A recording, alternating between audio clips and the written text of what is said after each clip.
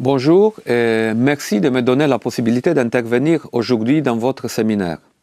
Vous le savez, depuis le début, j'ai voulu mettre la dimension jeunes agriculteurs au cœur de la réforme de la politique agricole commune pour l'après 2013. Et c'est un sujet qui m'a particulièrement préoccupé pendant le travail préparatoire des propositions législatives présentées en octobre l'année dernière. J'ai d'ailleurs été en contact étroit avec vos représentants pour trouver les meilleurs moyens d'encourager l'installation à partir aussi de vos expériences sur le terrain. Nous ne devons pas nous arrêter à mi-chemin. C'est un sujet que nous devons continuer de porter jusqu'à l'adoption finale de la réforme.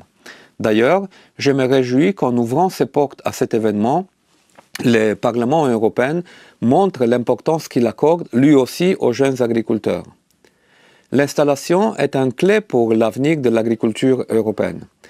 Si l'agriculture ne donne pas de perspectives d'avenir aux jeunes agriculteurs, alors on peut se demander ce que sera l'avenir de l'agriculture européenne. Je sais que la reprise d'une exploitation est une période particulièrement difficile, complexe et exigeante. Non seulement cela demande une expertise technique de plus en plus élevée de la part des gens qui s'installent, mais en plus, cela nécessite aussi une capacité de financement très importante.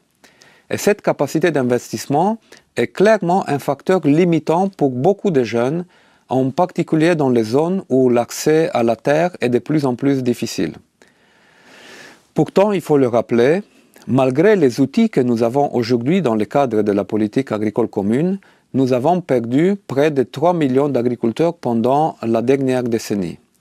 Il est donc important de passer à la vitesse supérieure et de mettre en place au niveau européen une vraie politique volontariste de soutien pour l'arrivée des nouveaux venus dans le secteur agricole, soit pour créer une nouvelle entreprise, soit pour reprendre une entreprise, une exploitation agricole qui va le propriétaire partir à la retraite.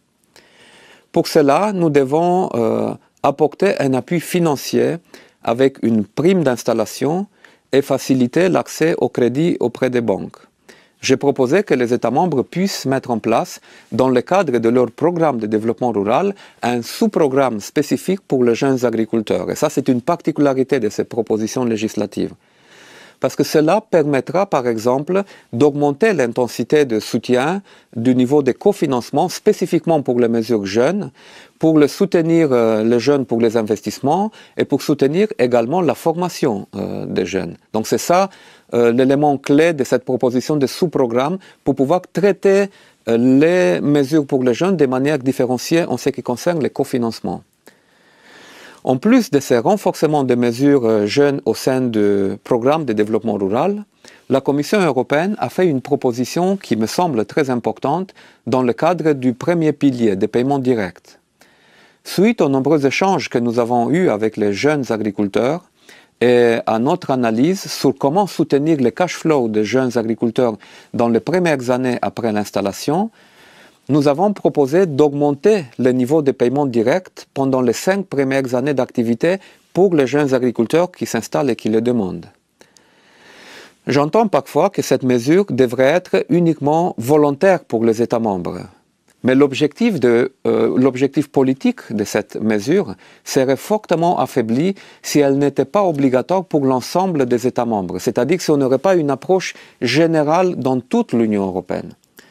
Il faut le souligner, la problématique des jeunes agriculteurs n'a pas de frontières dans l'Union européenne. Tous les États membres sont concernés. Et tous les jeunes doivent être en mesure de pouvoir bénéficier de ces mesures spécifiques partout en Europe. Rendre cette mesure optionnelle au premier pilier serait d'une certaine manière accepter qu'il y a des discriminations entre les jeunes agriculteurs dans l'Union européenne selon des critères de nationalité, selon qu'ils sont installés ici ou là en Europe.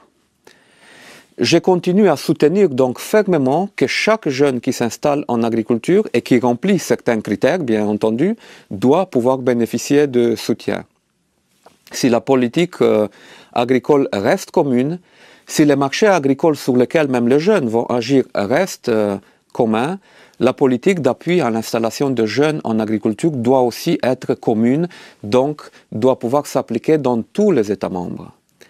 Je pense que nous devons continuer nos efforts d'explication d'argumentation pour faire en sorte que la décision finale de réforme maintient cette proposition de la Commission et la maintient obligatoire à l'échelle européenne. Au-delà de cette mesure, bien sûr, toutes les mesures de la future politique agricole commune en termes d'organisation, des mesures de gestion de crise, de meilleure promotion des produits agricoles, de recherche et de l'innovation, pour lequel je sais que les jeunes sont plus sensibles que le reste des agriculteurs très souvent. J'espère que vont encourager les jeunes à s'investir et à investir dans le secteur agricole.